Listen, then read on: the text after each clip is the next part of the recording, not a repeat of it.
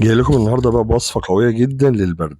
أي حد عنده برد أو للوقاية كمان من البرد يجرب الوصفة دي، وإن شاء الله يعني هتعجبكم جدا. وصفة صحية جدا ومتجربة، وبجد النتيجة بتاعتها فعالة وخطيرة أوي. والأهم من كده اللي هي سهلة وبسيطة ومش مكلفة، بسرعة جدا هنحضرها. طبعا ده مشروب خطير جدا للبرد والإنفلونزا وكلام زي كده، زي ما انتم شايفين كده. بسم الله الرحمن الرحيم. ادي المشروب بتاعنا اهو، بسم الله.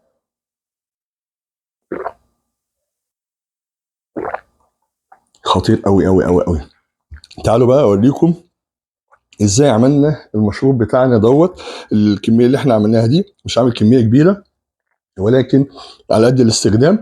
بس بجد والله مشروب خطير جدا. جربوه وشوفوا الطريقه بتاعته وان شاء الله تعجبكم. انا محمد ودي قناتي. لو انت اول مره تشوفني لايك وشير واشتراك في القناه وتفعيل زر الجرس عشان يوصل لك كل جديد. ونروح مع بعض نشوف مشروب البرد والانفلونزا اللي احنا بنحتاجه كتير جدا في الشتاء. مشروب طبيعي وبجد طعمه خرافي. يلا بينا.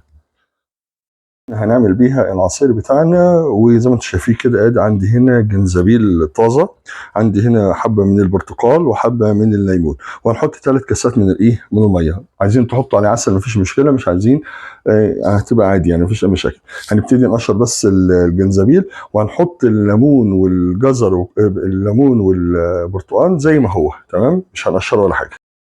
هنبتدي بقى مع بعض اهو. خلاص احنا قشرنا الجنزبيل بتاعي، هبتدي انزله كده عندي في الخلاط. بسم الله الرحمن الرحيم بالشكل ده كده تمام اهوت قطعه. وادي البرتقال بتاعي برضك هقطعه كده. احنا قلنا الحاجات دي هنعملها كلها بقشرها بالشكل ده كده، لان احنا هنصفيه بعد كده في الاخر، مفيش مشكله خالص. وبرضك الليمون هنقطعه كده.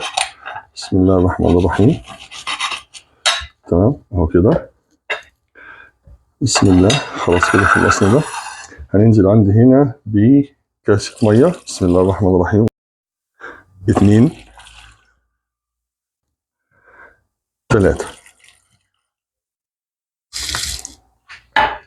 ونغطي بقى عندنا كده. بسم الله الرحمن الرحيم. ونبتدي مع بعض بقى في فترة الإزعاج والدوشة. بسم الله الرحمن الرحيم.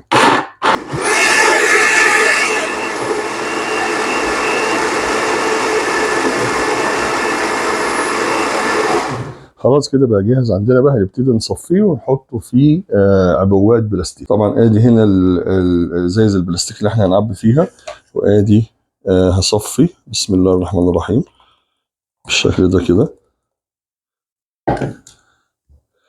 ابتدي اصفي البرتقال بتاعي.